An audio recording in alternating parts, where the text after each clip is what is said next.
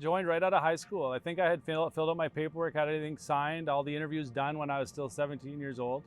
Turned 18 in March, graduated June, off to basic in July. I want to get out in the world and do some good, and that felt like a good way to do it. Operation Grizzly, that was a lot of fun in 2002. You know, I felt like I was part of something bigger, definitely there. Peacekeeping in Bosnia for sure. I didn't even know really, I'm still learning about, you know, what I was involved with over there. There was a few things that I look back on now and I see, wow, you know, that was really as a result of unprocessed trauma. I was dealing with alcoholism a lot back then.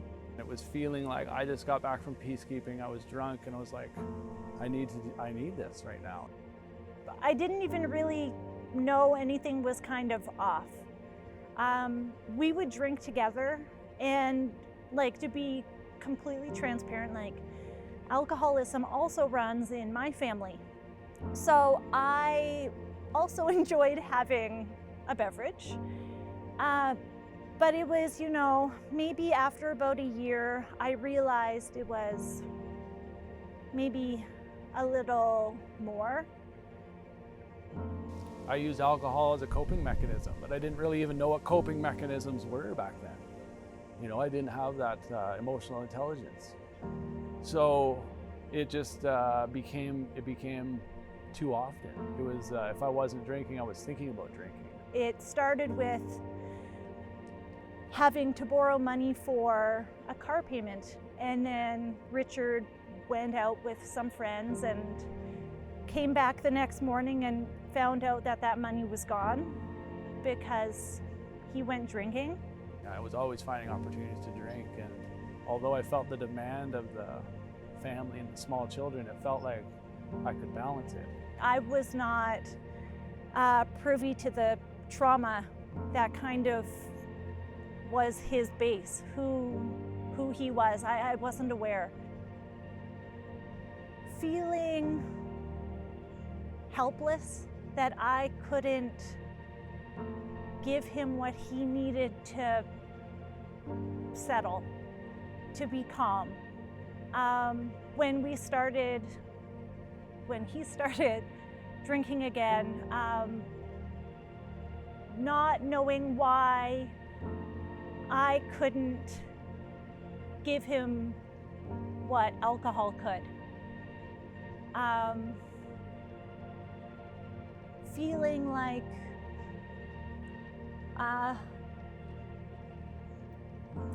sorry, maybe I wasn't enough.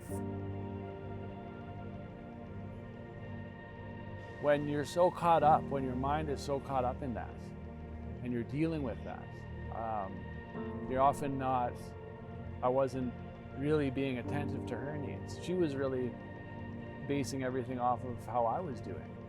The person I knew when I was in junior high school, when I was in grade 9, and we developed that really strong friendship, and just who he was over the course of a decade of writing me letters and calling me, I think it was probably that foundation that kept us together.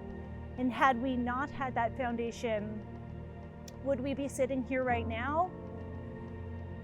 Probably not. I mean, I'm not gonna lie, it was hard. It was just by starting to have those conversations about how I was feeling. You know, that took a long time, but to learn, you know, when I was feeling a certain way, that by talking about that, or just examining that, just by bringing it up alone, I don't feel very good today. You know, I started to learn that I could really lean on my spouse for support that way, instead of carrying it around or beating myself, feeling like I should feel better about something. Just to have a conversation with her and tell her how I'm really feeling, and then that always makes me feel lighter. There was the referral to OSI, and with Richard getting help, it's allowed me to, you know, open up to my family about my experiences, which has been enormously helpful.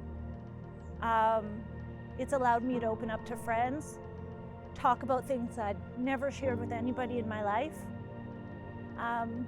So it's getting better. Do I Even to this day, do I practice a lot of self-care? Probably not enough, but it's getting better. I leaned into so many people throughout my recovery.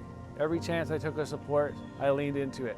And that's one thing I learned to do early on. It's hard. It's like you're getting into water, cold water. You don't know what it's going to be like in there, but the more you get in, the better it is. And the more people I could lean into, the better it was for me. So to think, I know for sure I couldn't have got this far without other people. There's no way I could have done this on my own. No way I could have done it without my wife by my side, supporting me at every step of the way. And I know for the most factual, if I had alcohol in my life, I would never have even got this, not even close to this far. Things would have been so different for me. That was one of the most important things I've ever done in my life, was to quit alcohol.